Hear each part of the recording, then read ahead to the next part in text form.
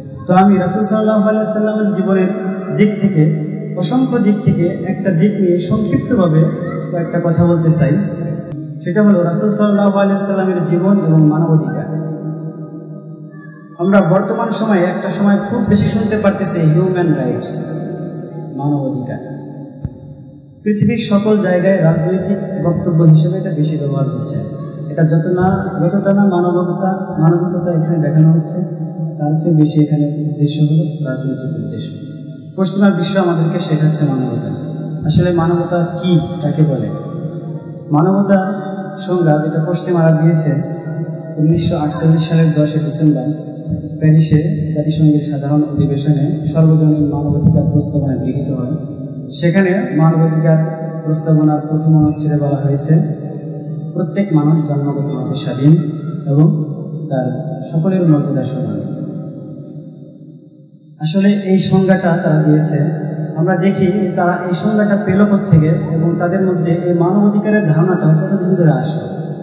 আমরা ইতিহাস ঘেঁটে দেখতে পাই যে 17 শতকের আগে তাদের মধ্যে মানবাধিকারের কোনো ধারণা ছিল না। 18 শতকের দিকে ফ্রান্সে সর্বপ্রথম মানবাধিকার প্রতিষ্ঠিত হয় রাষ্ট্রীয়ভাবে, কিছু মানবাধিকার স্বীকৃতি দেওয়া হয়।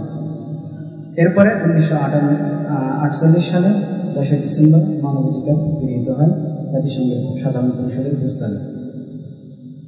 কিন্তু আমরা দেখি যে এই মানবাধিকারের ধারণা রাসূল সাল্লাল্লাহু আলাইহি ওয়াসাল্লাম আজ থেকে 1400 বছর আগে দিয়ে গিয়েছিলেন। রাসূল সাল্লাল্লাহু আলাইহি ওয়াসাল্লাম একজন মানুষের ব্যক্তি অধিকার থেকে নিয়ে একজন পুরো জাতির অধিকার, রাষ্ট্রের অধিকার, পুরো বিশ্বের অধিকার, প্রতিটা ব্যক্তির প্রতিটা ক্ষেত্রে কেমন কেমন অধিকার হবে, এই সবগুলো বিস্তারিতভাবে বর্ণনা করে দিয়ে গেছে। ইসলামী মানবাধিকারের ধারণাটা হলো একটু বিস্তৃত এবং ব্যাখ্যা সাপেক্ষ। সেটা হলো যে অধিকার মূলত দুই ধরনের, একটা হলো আল্লাহর অধিকার আর একটা হলো মানুষের অধিকার, হুকুকুল্লাহ, হুকুকুল ইবাদ। তো আল্লাহ রাব্বুল আলামিন যত জায়গায় অধিকারের আলোচনা করেছেন, হুকুকুল্লাহ, হুকুকুল ইবাদ উভয়টার আলোচনা একসাথে করেছেন।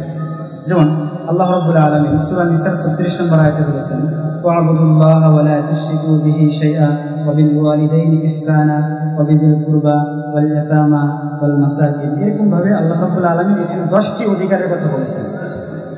10টি অধিকারের মধ্যে একটি অধিকার হলো শুধুমাত্র আল্লাহর অধিকার, আর বাকি 9টি অধিকারের কথা বলেছেন মানব অধিকার, মানুষের অধিকারের কথা।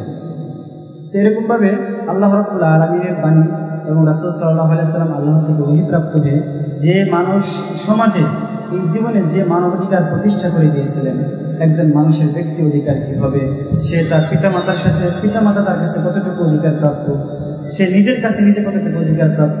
যেমন রাসূল সাল্লাল্লাহু আলাইহি ওয়াসাল্লাম বলেছেন বুখারী শরীফের 1968 নম্বর হাদিস, ইন্না লিরাব্বিকা আলাইকা হাক্কান, তোমার উপর আল্লাহর অধিকার রয়েছে, ওয়ালি নাফসিকা আলাইকা হাক্কান, তোমার উপর তোমার নিজেরও অধিকার রয়েছে, ওয়ালি আহলিকা আলাইকা হাক্কান, তোমার পরিবারেরও তোমার উপর অধিকার রয়েছে, ফাতি কুল্লাযী হাক্কিন হাক্কাহু, সুতরাং প্রত্যেকের অধিকার যথাযথভাবে আদায় করো।